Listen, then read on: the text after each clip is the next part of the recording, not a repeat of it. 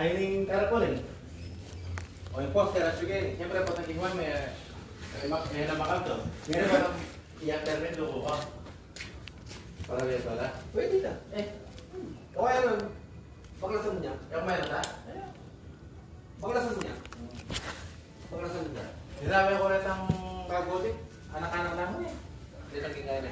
Sinabi ko na nung Fresh graduate na rin. nung kaya talaga, nung sobra like Kaya kasi may kaya. Kaya kasi may galain kayo niya may kaya eh. Nakainawas eh. Sige, wala rin na sila. Wala siya na rin. Sinabi ko na, anak-anak namin. Kasi lalagyan ko na doon. Kakaparas ah. Bakit? Lalagyan ko na doon, sobra like ko ang buhay. Alila rin. Biasa lang mga studio eh. Kararating ka yan, DJ Ball na yan. Wala pa yan. Nalalag pa mag-share na yan. Uy, sarating ka na.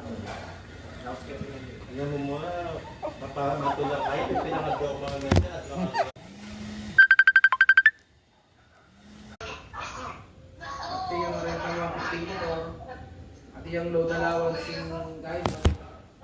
Cellphone mo, 20 pesos.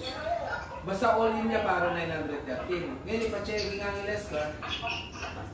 Siyempre malaut-laut siya pa. Halimbawa, ipakarga ng 250.